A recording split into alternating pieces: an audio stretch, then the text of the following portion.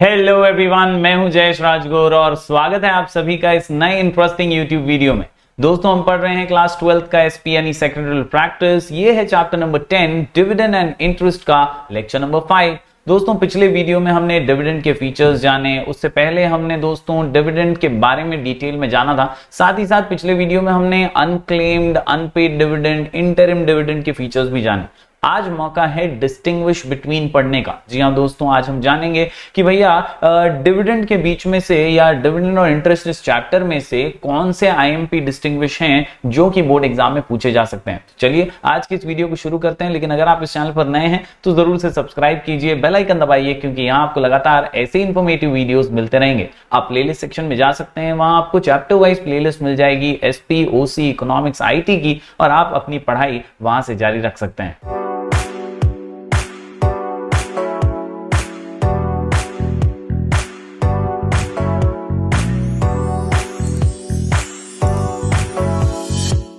तो दोस्तों, सबसे पहले आज बात करते हैं डिस्टिंक्शन बिटवीन यानी difference between interim dividend and final dividend की। जी हां दोस्तों, पिछले वीडियोस में हमने इंटरिम डिविडेंड के बारे में जाना है, तो उसी के आधार पर चलिए इस डिस्टिंक्शन को भी समझ लेते हैं। क्या डिफरेंसेस हैं और कौन से पॉइंट ऑफ डिफरेंसेस हैं जिनके जरिए हम इंटरिम डिविडेंड और फाइनल डिविडेंड के बारे में आंसर मेंशन कर सकते हैं। दोस्तों, कुल मिलाकर के 4 मार्क्स के लिए तो डिस्टिंग्विश बिटवीन आएगा ही बोर्ड एग्जाम में, और ऐसे में चैप्टर नंबर 10 से ही एक महत्वपूर्ण डिस्टिंग्विश बन जाता है।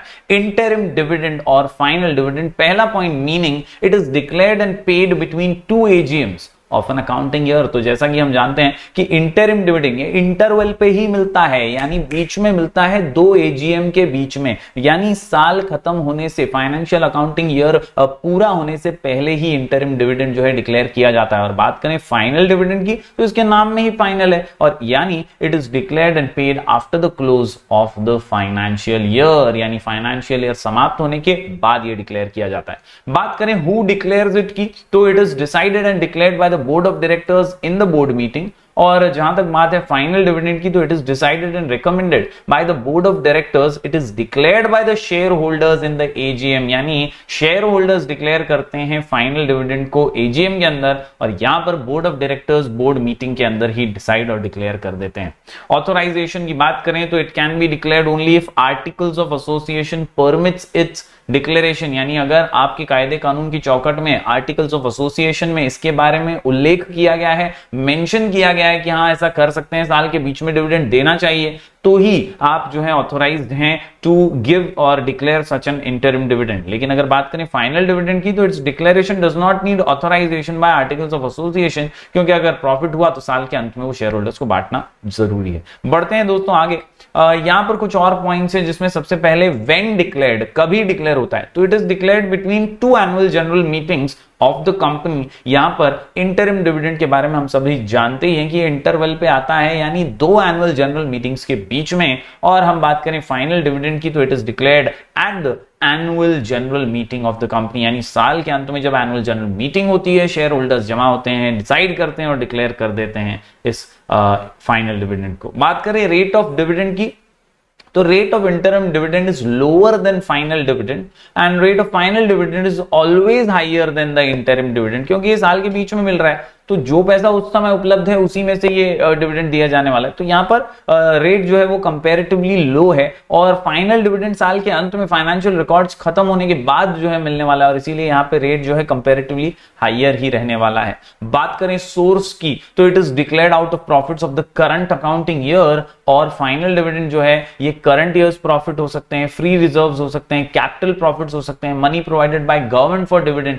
इन सभी सोर्सेस में से फाइनल डिविडेंड जो है दिया जा सकता है। अकाउंटिंग एस्पेक्ट की बात करें तो it is declared before preparation of final accounts, क्योंकि 2 मीटिंग्स के बीच में ही हमने ये डिक्लेयर कर दिया है, तो अभी फाइनलाइजेशन तो हुआ ही नहीं है, और इसीलिए before preparation of final accounts of the company accounting aspect के लिहाज से इंटरिम डिविडेंड। और बात करें फाइनल डिविडेंड की, तो ये जो है फाइनल अकाउंट प्रिपेयर होने के बाद, after the accounts of the year are prepared and finalised, this type of dividend is declared. तो उम्मीद करता हूं दोस्तों ये पॉइंट ऑफ डिफरेंसेस के आधार पर इंटरिम डिविडेंड और फाइनल डिविडेंड आप समझ पाए होंगे। जरूर से नोट डाउन कीजिए, इसके जो नोट्स हैं वो आपको हमारे टेलीग्राम चैनल पर मिल जाएंगे, सभी डिस्टिंग्विश आपको मिल जाएंगे, वहां पे आईएमपी डिस्टिंग्विश का एक PDF ही होगा, आप फाइल सेक्शन में जाएंगे अगर टेलीग्राम चैनल पर तो आपको मिल जाएगा। दोस्तों बढ़ते हैं आगे।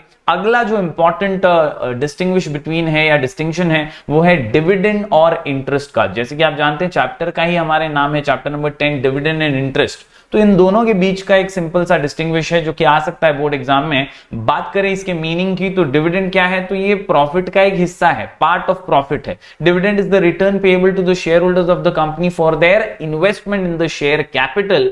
और ब्याज यानी interest, it is the return payable to the creditors of the company, जो भी उन्होंने पैसा उधार पे दिया है या लोन के रूप में दिया है या अपना पैसा जो दिया है कंपनी को लोन के रूप में, उसके बदले में उन्हें इंटरेस्ट दिया जाता है। गिवन टू हुम, तो यहां पर it is paid to the member that is the owners of the company, और यहां पर it is to the creditors of the company, जिन्होंने हमें लोन दिया है उन्हें हम इंटरेस्ट देते हैं, और जिन्होंने हम पर पैसा लगाया, इन्वेस्ट किया है, वो हमारे ओनर हैं, उन्हें हम डिविडेंड देते हैं। ऑब्लिगेशन की बात करें तो it is paid only when company has made profits. Dividend कब दिया जाता है, जब मुनाफा होता है, जब प्रॉफिट होता है तब। और इंटरेस्ट देना ही पड़ेगा। भैया पैसा लिया है, लोन लिया है, तुमको फायदा और नुकसान हम क्या करें, हैं? तुमको तो ब्याज देना ही पड़ेगा। And that is why it is to be paid only when company has made profits, dividend, and therefore no obligation और compulsion to pay dividend. Whereas interest की बात करें तो it is not linked to the profits of the company. Payment of interest is an obligation and is to be paid by the company compulsorily, यानी ये जरूरी है, आपने उधार लिया है तो आपको ब्याज तो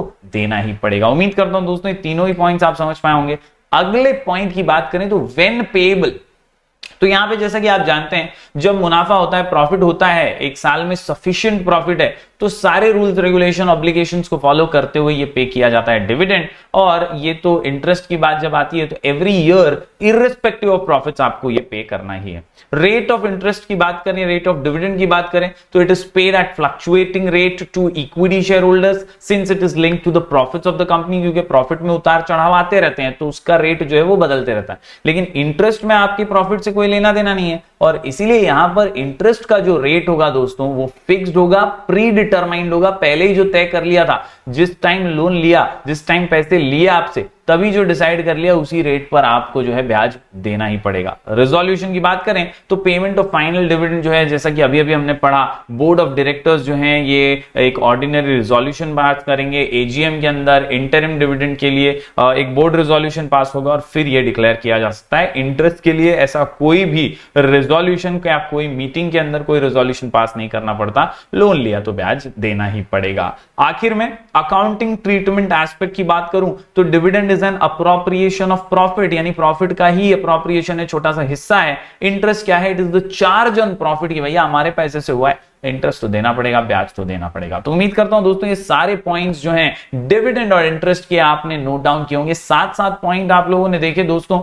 याद रखिए डिस्टिंग्विश बिटवीन के अंदर आपको 4 या 5 मार्क्स के लिए अगर लिखना है तो एटलीस्ट 5 से 6 पॉइंट्स लिखना ही है और अच्छे से उसे प्रेजेंट करना है। उम्मीद करता हूं ये वीडियो आपको पसंद आया होगा, जरूर से लाइक कीजिए और ज्यादा से ज्यादा स्टूडेंट्स तक पहुंचाइए। हम ऐसे ही वीडियोस लगातार आपके लिए लेकर आते रहेंगे। आप बने रहिए हमारे चैनल पर। Do like, share and subscribe.